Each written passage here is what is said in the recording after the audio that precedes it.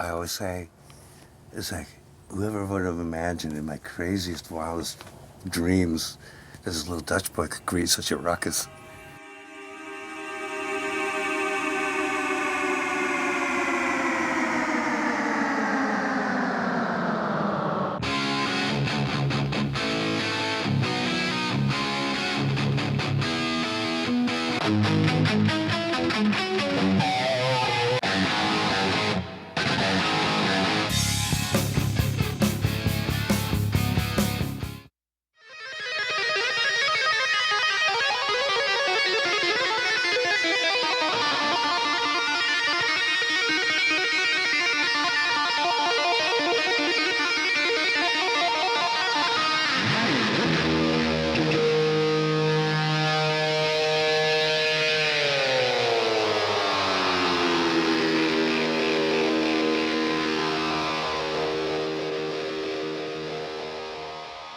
Hi, this is Eddie Van Halen. Shh, got some neat stuff to show you.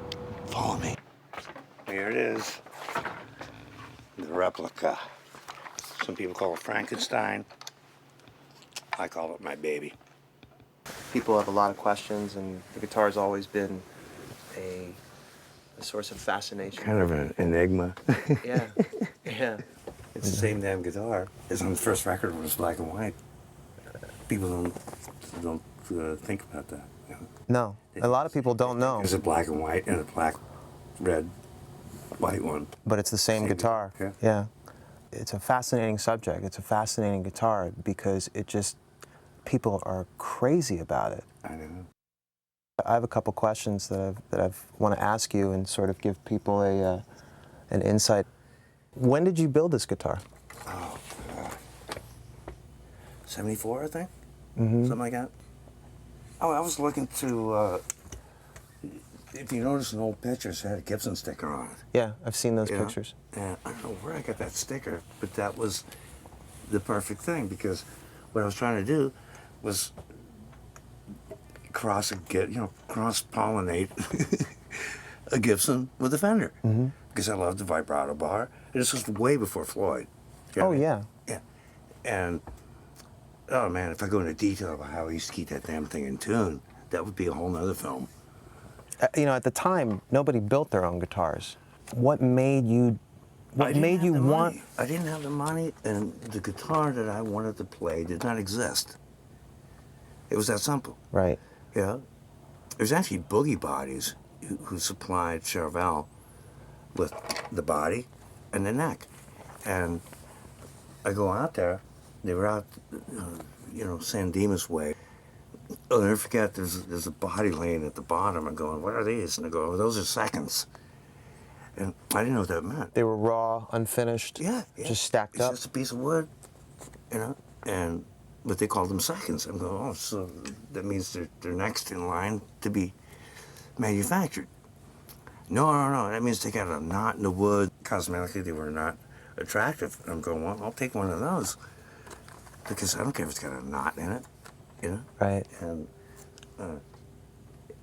the body cost me $50, and the neck cost me $80. Was it as simple as, you had guitars before this with a humbucker that you liked and a Strat you were comfortable with? What was the process like leading up to saying, I'm gonna, because it was a moment for electric guitar in itself, the cross-pollination of a humbucker in a Strat style body, was there something that led up to that, or was it just not that much of a thought process? Like everything from sticking a humbucker into paraffin wax in a U-band coffee can and pulling out just in time before the sucker melted. I'm a tone chaser. Right. I love chasing tone, and that's the only way I could get the sound. And I always mainly just use the rear pickup because this stuff isn't even hooked up. Right. It doesn't do anything. A lot of what I do is really trial and error. Mm-hmm. But I do know where I want to get. And sometimes I ruin a lot of stuff getting there. Once you had the body and the neck and knew that you were did you put the guitar together right away? The funny thing is, the black and white stripes, which was on the first Van Halen record, I don't know what made me think of that at all. I was just looking for something different but I really wasn't looking. I mean, even the pick guard on the first record, I cut out myself. That was not a Fender. No. Yeah, I made that myself. You know,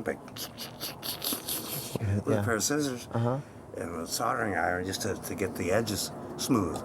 Once you had the elements, did you put it together right away, or? Yeah. Yeah. It didn't take more than a couple days, you know. What were your first impressions after you had it together? Oh, this is kind of fun. Yeah. Yeah. It was kind of a culmination of years of putzing around, and everything kind of ended up in this guitar. Did you feel like you were onto something?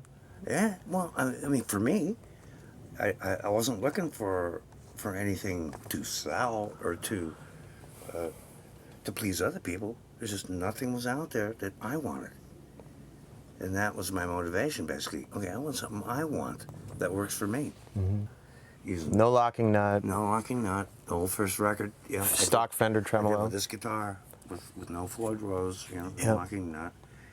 And people were just dripping around. How the fuck to keep that thing in tune? But it's all process of elimination and making sure everything's lined up. And Straight string pull. Yeah.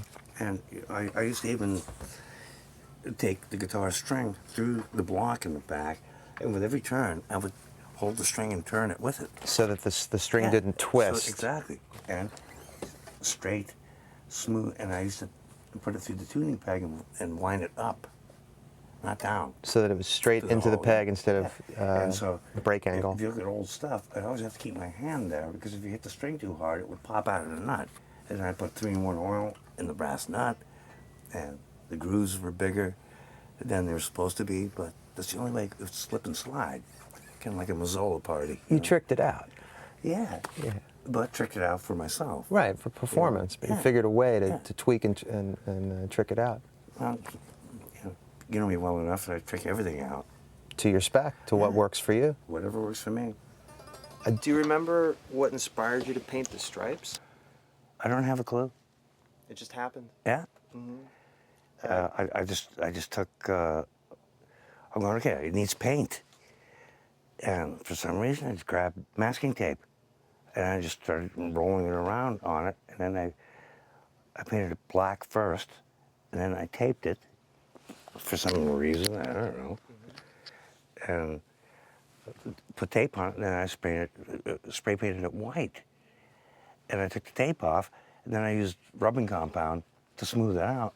I'm going, hey, it looks kind of neat. Yeah, it does. I mean, you can still kind of see it underneath the original, Sure. you know, stuff that's on the first record. But it certainly wasn't a corporate manufactured. It wasn't scientifically derived at in any way. It was just like pretty much everything I do.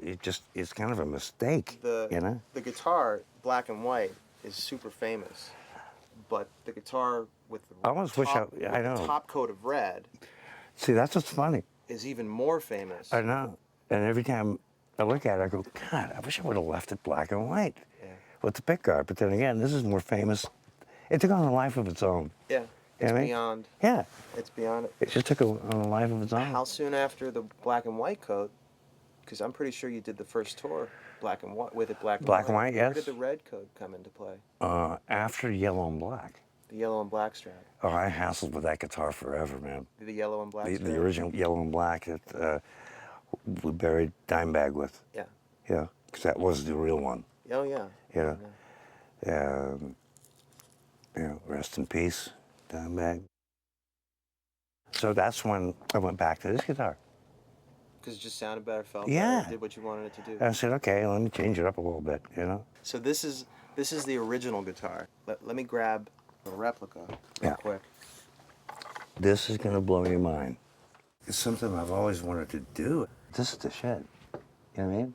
Do you love it? Yeah. Yeah. Oh, it feels better than the real baby. No kidding. That was my last question. So you just knocked it out. It really, and it sounds better. What were your first impressions when you first Well, saw this guitar?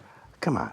It's like probably the first time in my life that somebody handed me something. Chip Ellis handed me a guitar that just freaking blew my mind. Yeah? It sounds better than the original. It feels better. And the cat just blew my mind. So maybe people can look forward to seeing you play the Oh, replica yeah. in Come on, he even got the ashes and cigarette burns, you know? It's like, the cat's insane. My favorite part is how they all have a 1971 quarter. Yeah, but see, it's got the extra hole Right, because it used to be right. shifted over to put underneath here. And then I just filled another hole because I didn't need it anymore. But So this is going to be he a living- nailed everything. Yeah, it's crazy. It is, And it's the- crazy. And the writing But on look what I wrote. the writing This on it. is the shit. It sounds than better. the original, Oh, man, it's just Chip. and What'd you do to me? and you just love it. I do. I do. Take 3. Most folks.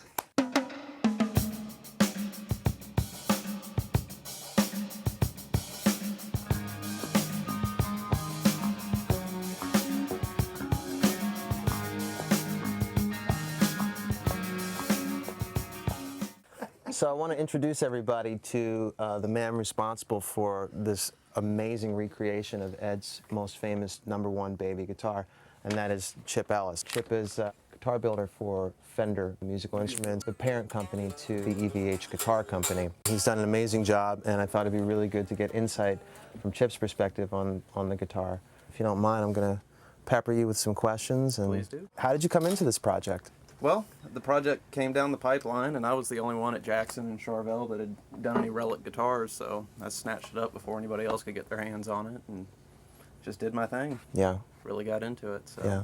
What went through your mind when you knew that you were going to be in charge of creating this replica? It absolutely flattered me, because this guitar is what got me into guitar playing. So it was like everything I had been working for just come full circle. So you were a fan of Ed's music and his guitars previous to this project? His music is what got me into this. How long? When was the first time you heard Van Halen? 1984 album. Yeah. I wore it out. I bought it on tape. I wore that out. Changed your life? First CD I ever bought when CDs came out was 1984. Changed your life? Changed my life. This man And- and this guitar. And you play as well. You've been playing since you were a kid. Mm-hmm. So I mean, aside from I think you need to be able to play in order to do what he did. oh, I think so too. Yeah. It helps when you're a guitar builder to play it. Was the impression that you got from Van Halen or Van Halen music, was it guitar first and then you became interested in the building process, or were you interested in the building process early on, or how did that work? It was early on I got into it. The first guitar I bought was an Area Pro 2 Les Paul copy, and I tore it apart and I spray painted it and was constantly messing with it. I think that there was an aspect that Ed was putting out there in the world where everybody, like, it wasn't just enough to be a player, but you had to f with your guitars too at the same time. you You know, it absolutely was had cool. It was cool. Ed made it cool. Did Ed inspire the way you build guitars at all, or did he really provide an impetus to become a builder? A little bit of both. His technique in building, make it work for yourself. Just go at it, whatever it takes. I mean, you told me that you chiseled this out, right? Yeah. Well, look at it. I kind of did the same No thing. pro job. I would take guitars and just destroy them, just trying to get what I want. And then as I learned on, how to work on guitars and got better at building and everything, then I started making them a little more polished. And Well, how did you go about building the guitar? What was the process like? You've got the project, now it's yours. You're going through a thought process. When you actually got to a table This and is what I want to know. How did you do it? I absolutely geeked I mean, out on he it. even got the damn reflectors that we bought at a truck stop. And because at the end of the show, when the whole VH logo came down, I'd go like that. yeah, shoots a to the prism out audience. over the crowd. Yeah. Now, where the hell did you find these damn things? That was a lot of research. I found To put it mildly. it took a long time. I tried to find the original manufacturers, one of which had gone out of business. So it was kind of tough finding the exact reflectors. But we did it, and I spent months, just going through it, Yeah. looking at every picture I could find of the guitar, Wait, just dissecting every little screw hole, every piece It's of flaked crazy, off man. finish. you call it a geek out. It's a geek out process. Yeah, I just picked it apart, probably further than anybody should pick anything apart. I mean, I just wanted to nail every little detail on the thing, and I did the That best you I did. could. That you did, even down to the screw holes, to What? the tuning peg. Well, I mean, what? You know, I had so many different tuning pegs in this guitar. He even nailed that. The thing for me that blows me away more than anything about what you did is that you did this without that guitar. You Without did the the guitar. entire thing from photographs. You did. You never had the real guitar to base the thing off of. That's just mind-blowing to me. Well, I had a bunch of photographs, and like I said, I was zooming stuff in and just, like I said, geeking out on it. Do it Just, from a photograph. it wasn't easy. It wasn't easy. I mean, I just did the best I could. But I had grown up with this guitar, though. I mean, I had pictures of this hanging on my wall as a kid. You know, I did just knew too. this guitar inside and out. It was a part of my life coming up. You know, That's so special, you know? and like I guess said it was earlier, part of both of ours. It's a part of all of ours, Yeah. you know? It was part of a lot of people's lives, and it just, like I said, once I got to working on this, it just felt like everything had come full circle. It was such an honor. How did you feel after you talked to Ed? Because you weren't with the guitar when the guitar got delivered to Ed, but once, you know, Ed had seen the guitar and called you, and you knew that he was happy and excited with the guitar, you know, how did that make you feel? It blew my mind. It was a great day. It really was. That's a day to remember in your life. Definitely. Yeah. Pivotal moment. I'm as impressed as anybody could be. You've done Yeah. you've done an I'm sitting amazing. here playing a replica, and it feels better than the real one. There's just so much detail and so much that went into building this guitar, and it's so exciting. It's one of the most famous guitars in rock and roll history. It'll be an icon. 100 years from now, people will know exactly what it is and what it was. And you know, I'm just glad it was you, and I just think it's fantastic how happy Ed is with it. I have one question for both of you guys. Yeah. Have you ever confused the replica with the original? Yes. Really? That's why I wrote this on the back. We have a picture sitting on the Yeah, tailgate of my yeah, car. yeah. We're all Yeah. looking at three of them at Mhm. once, wondering which one's which. They're amazing. Yeah, they are. Well, thank you both for sitting with me and answering some pleasure. questions.